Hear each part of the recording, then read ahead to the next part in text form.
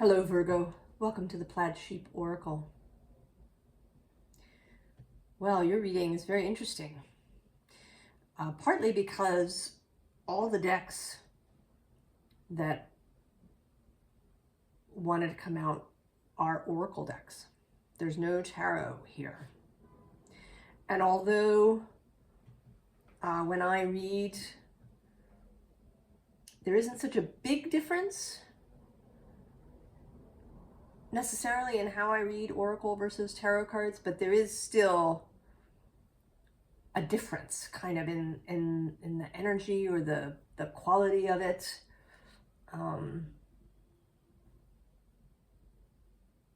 there's kind of a message in it too. But we'll see as we go how clear I can make it. I feel a little fuzzy myself. I am personally really feeling this intensifying Mars-Pluto opposition that's happening. I hope you're doing okay. We begin with this card, Magnetism, and it fell out as I started to shuffle the deck. And I don't always take the cards that fall out, but this really seemed to be the card. So this is one of those readings that's a this and that are true, or a yes and. So there is an idea here, both through this reading of both of taking action, of a kind of doing, but also of magnetism. So it's not about pursuit necessarily, or at least that there is pursuit perhaps, but that there is also magnetism. The visible underlying is this animal's companionship card. And right below that is passion. And I'm actually going to go one more with this. Ooh. I'm just seeing her, this outer core, kind of Venus rising from the waves card. Oh, and then I'm actually going to go one more after that, this South Adventure card.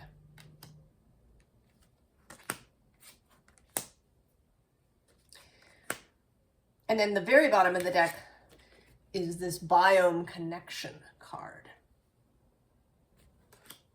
When I think of Virgo, I do think of a very individualized energy. Partly in its opposition to Pisces, because I think of Pisces sort of as the all, the sign that wants to, or that doesn't see borders. In my lexicon, in the water signs, Cancer is the well, the healing well, the well where you go to slake your thirst. Then Scorpio is the ocean, deep and, often storm-tossed, and with, these deep trenches that are, dark and filled with strange things. And then Pisces is all the kind of underground waters that connect, right? All the little underground streams and underground waters that connect everything to everything else. So that Pisces, right? Pisces is not, or doesn't feel like an individual energy. Whereas Virgo, right, very particular. You have your ideas, right? It's particular, specific.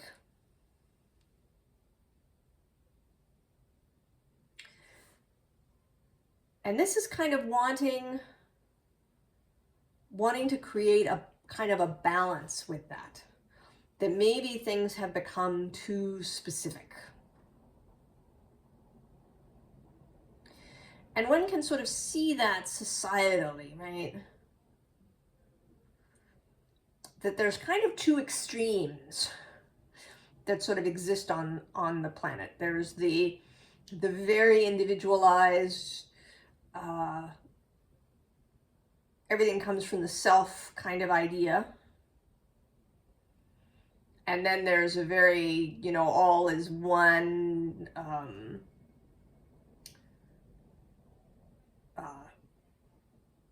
kind of everything is communal. I mean, we sort of see that right, with the kind of the idea in the United States, it's a very individualistic, and then more in Asia, say Japan or China, which is a much more communal, kind of everything, everybody fitting in kind of idea.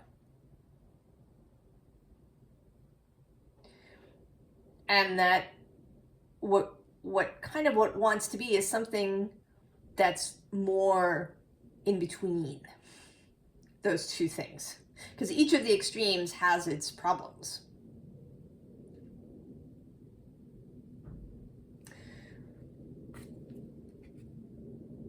And maybe this is related, Virgo, to the fact that the nodes are shifting in January. I think it's January 12th. That they shift from Aries, Libra to Pisces, Virgo.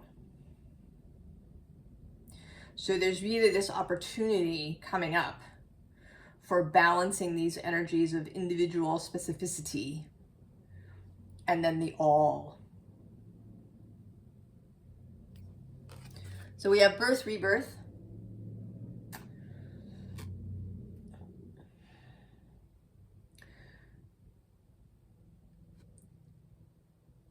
Coming into something, right? Into something new, into a new way of doing things that we haven't done before. The bottom of the deck is the High Priestess. And then right under the birth, rebirth is the Earth Fairy. So this, right, this feels very much, right, Virgo, Pisces happening here. And then under the Earth Fairy, we actually have fear. So there may be an underlying fear. If you fit into either of these kind of extreme spaces, maybe there's a fear of, moving more towards the center.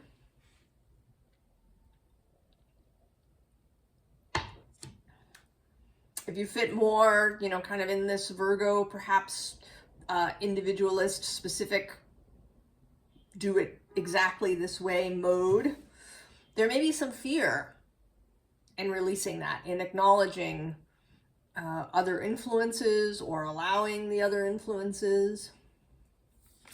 So then we have the mystery, the unknown, what we can't see.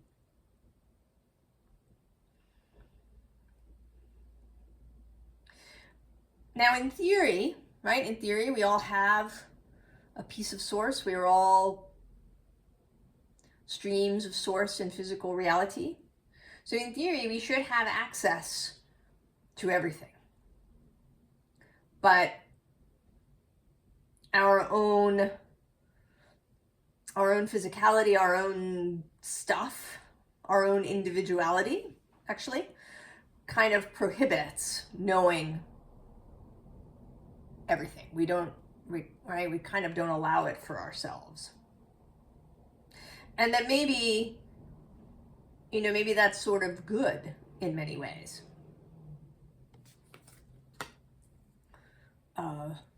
That there is mystery, that we don't know all.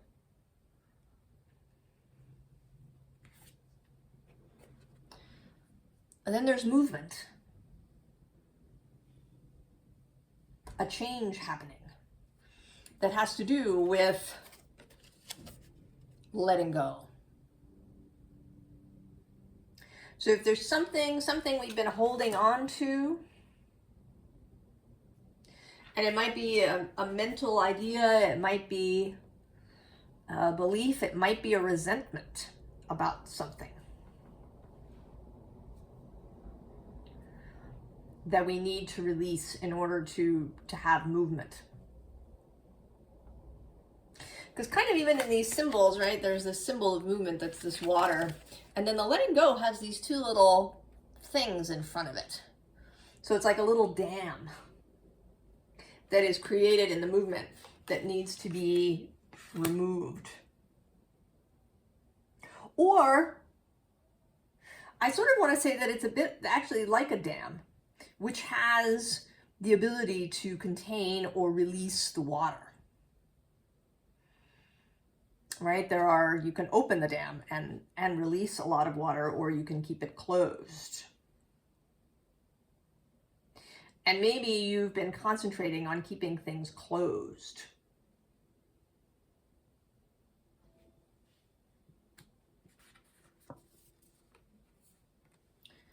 So, roots of abundance. Where does it come from? How can we feel this, right? This power of the earth and of the universe. How can we feel more in the flow, more aware of the allowing, more aware of everything that is available? The bottom of the deck is Waking the Lion. There is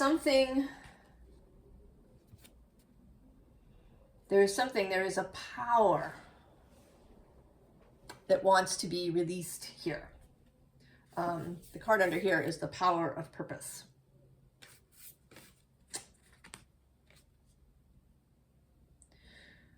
So discovering this power of being able to open and close the doors in the dam. Because you might not want, right, all of the water flowing through all of the time. That might be overwhelming. That's kind of the sort of shadow or dark side of Pisces. And it may be that we've really been feeling that with Neptune moving through Pisces, that there's been this real amplification of Piscean, Neptunian energy, and that perhaps Virgo has been feeling a greater need to be more blocked because it seems so overwhelming over there.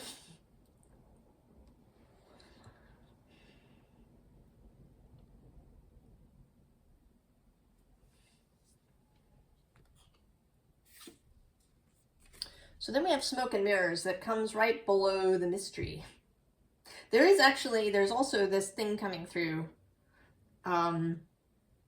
vertically as well as horizontally. So this Smoke and Mirrors has a kind of malevolent or pejorative feeling about it.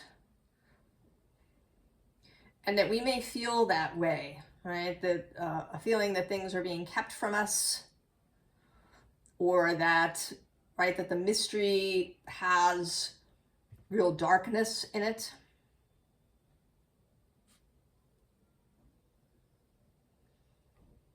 And I've been thinking a lot lately about this above and below, and then below and above.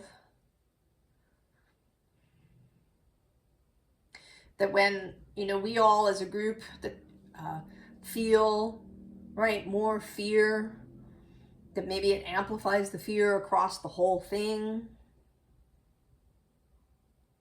I don't know, I'm still thinking about it.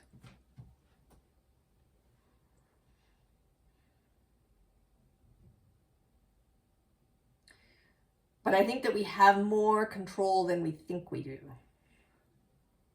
That because the below and the above maybe reflect or maybe are in fact the same thing, that we have more control than we think we do to feel clear, to know where we're going, to feel better. And so we have the quieting the mind.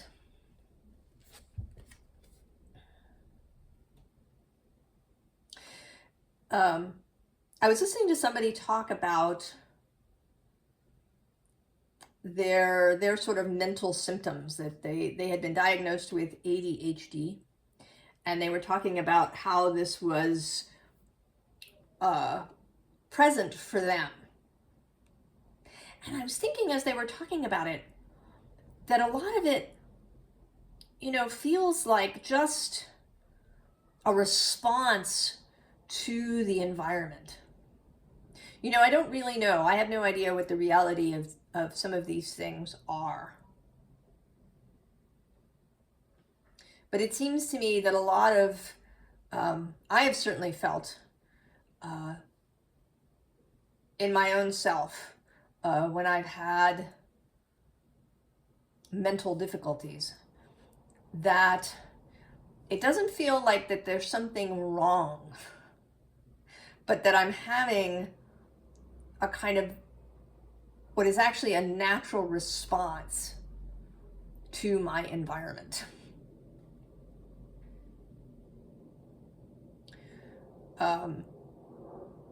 So that this quieting the mind is actually more about separating the mind. So this is where the this and that are true. And then more about this below and above and above and below.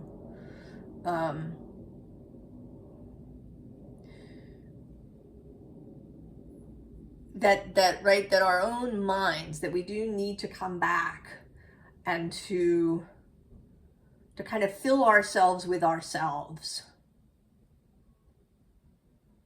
so that we push out, there's no space within for kind of the noise that exists in the world. Since I was born to now, there are actually twice as many people on the planet. Twice as many.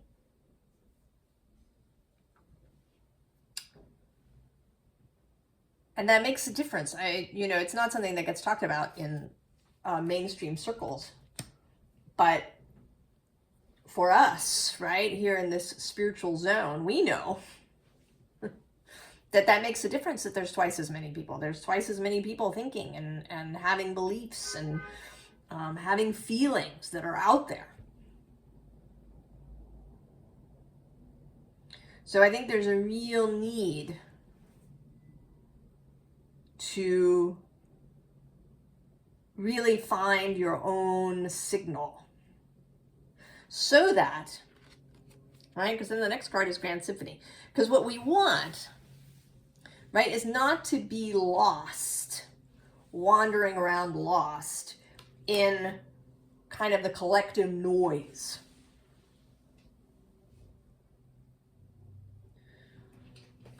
We don't want to be, right, connecting with everybody.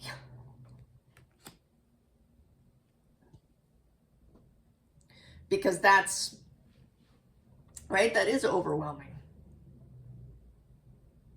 What we want is to find, right, those minds, hearts, souls, energies that are in harmony with us, so that we can, right, so that we can create the symphony.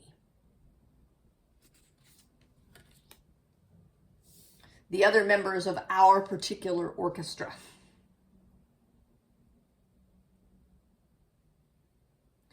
And we're not going to find them without being clear on our own selves, who we are, right? Our particular frequency, our instrument, right? We want to sound our instrument, our sound clearly, because then that will magnetize that which belongs with us.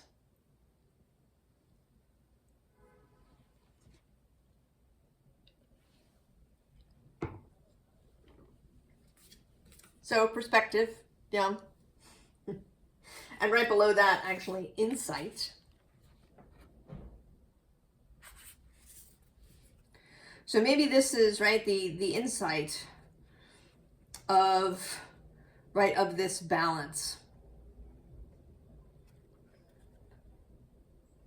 If we've been really holding everything back, being in resistance to everything, because it's all seems so overwhelming, so that we want to curl up in a ball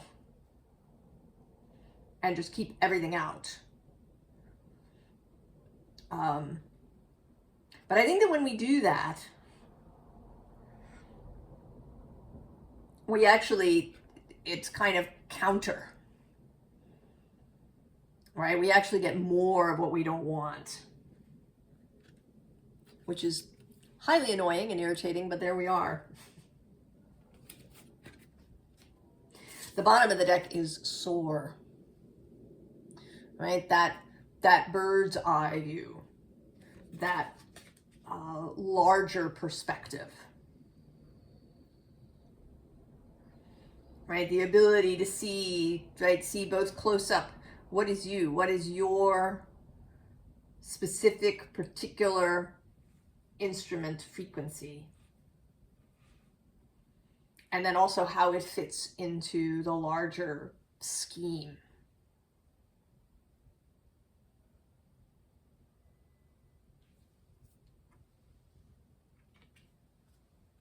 So then illusion, right? What are the things that have been, that we tell ourselves that maybe aren't true, or,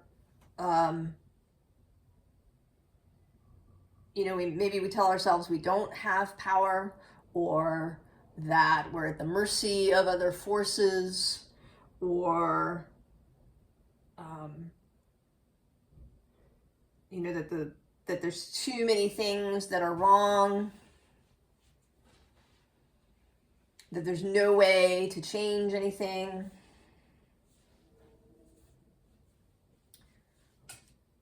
Right, but this is, right, further down this line of the mystery, the smoke and mirrors, the illusion.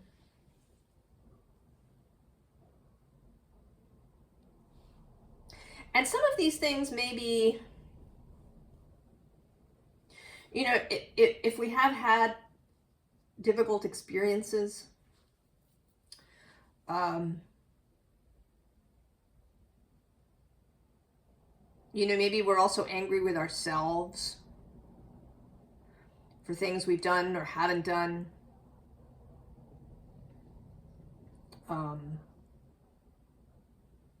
That hanging on to those, even though it may feel, I don't know, it may feel real, it may feel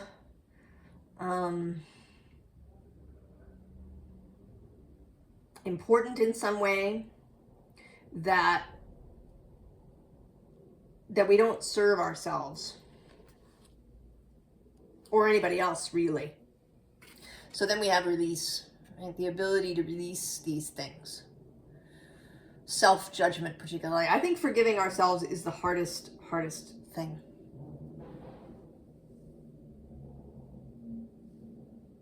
I think it's the hardest thing. That forgiving others is a cakewalk, is easy compared to forgiving ourselves.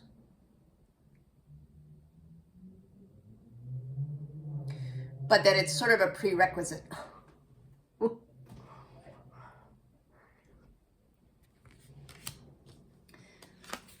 Right, because then we have this wrath thing, which is, you know, about all these swirling thoughts.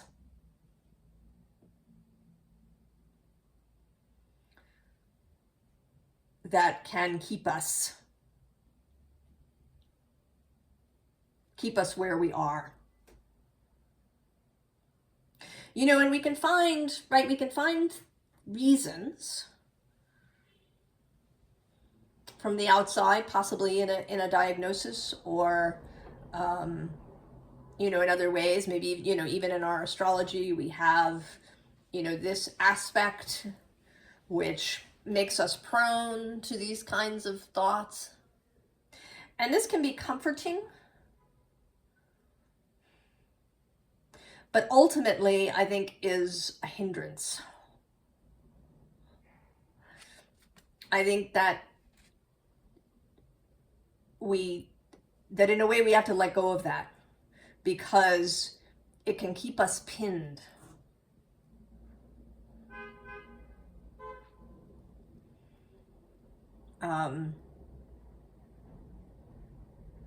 And unable to transcend it,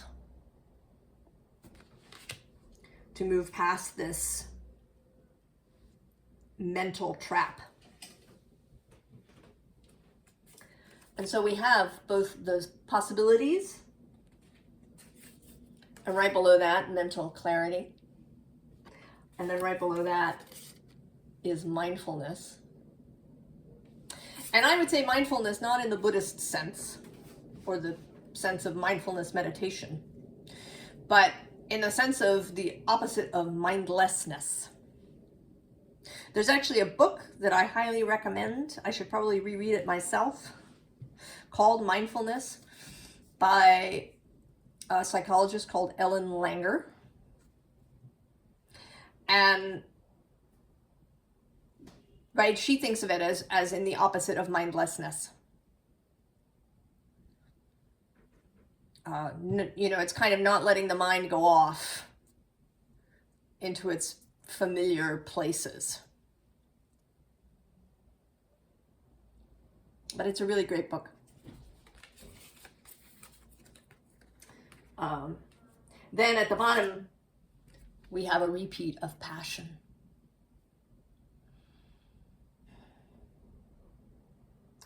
I think maybe we've lost the feeling of what passion is really about. We've linked it to doings, right? What's your passion? You have to find out what your passion is so that you can do that, right? If your passion is in art, so that you can become, a working artist. Or, if your passion is cooking, that you can get it together and open a restaurant. Right? We've taken passion and we've linked it both to doing and to monetizing.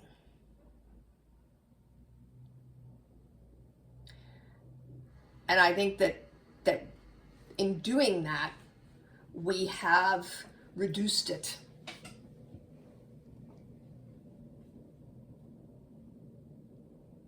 I think there is something now really calling out to this. That there's some sort of passion for life, for living.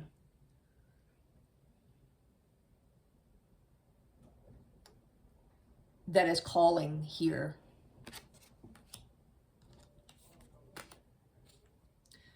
The passion of humanness, of physicality.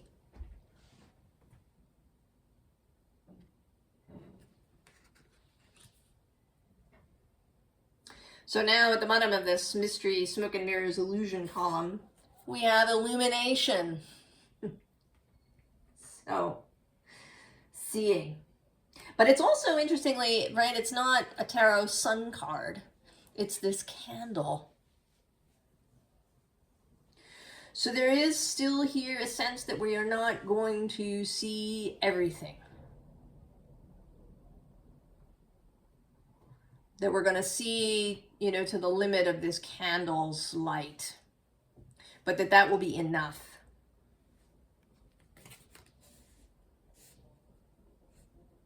And then here, right, we have this movement, right, the ability to move with quieting the mind and this release. And then we have be wisdom. All the things that you've actually learned, all of your skills, all of your insights,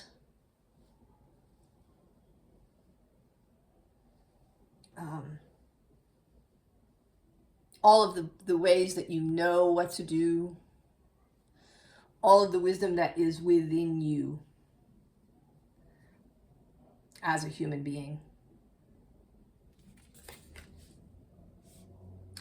And then here, under the letting go, this grand symphony of, allowing yourself to be part of the orchestra that is playing, of transcending all of this mental noise, of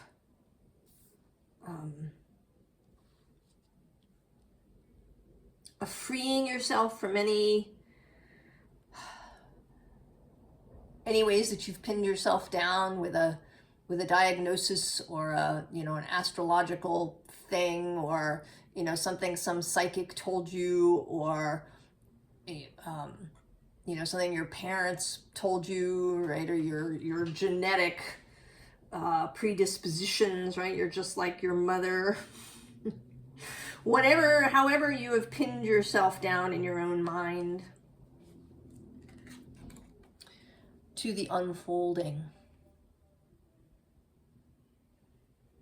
to a newness, to a new, right, this birth, rebirth, to just let that go.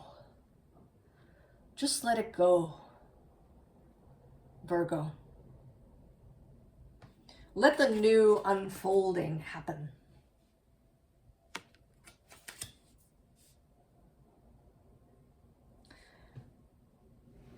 Formal advice. Take the lead. So, this is kind of this quieting the mind, finding your own individual frequency, releasing yourself from any of these ways you've pinned yourself down.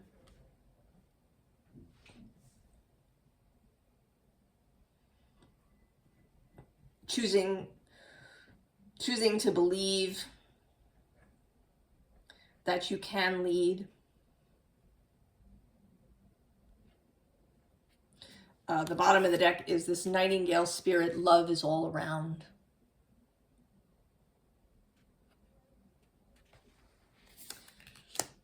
This, right, what it is that you love, and joining up with people who have similar loves. Finding your orchestra, right? This is a nightingale singing your particular song that joins in the group.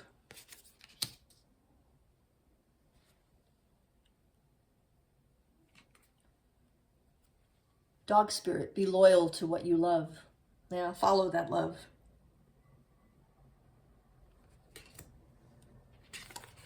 And then badger spirit, be fearless and bold.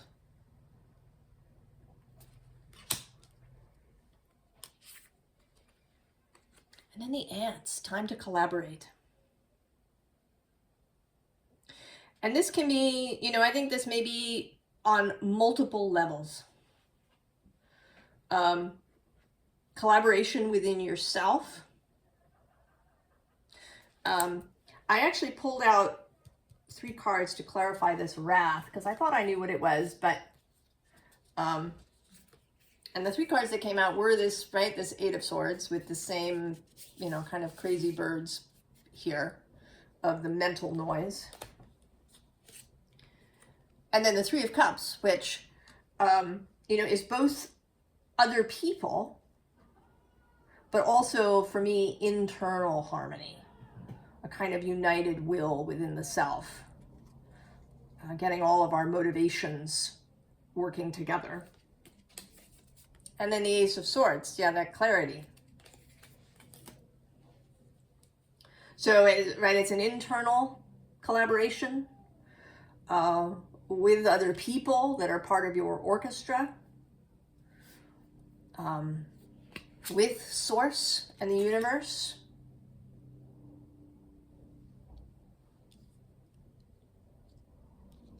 So that, finding that, with, Virgo and Pisces collaborating at the center.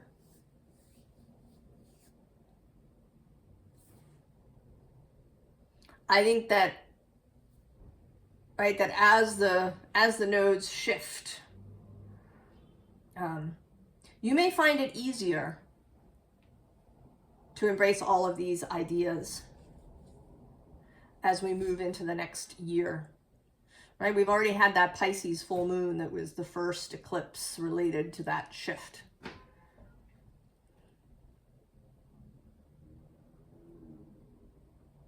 So I think you are becoming ready, Virgo, for this unfolding.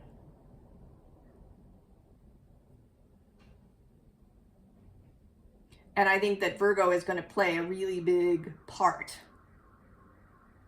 that Virgo energy, in how, you know, humanity moves forward.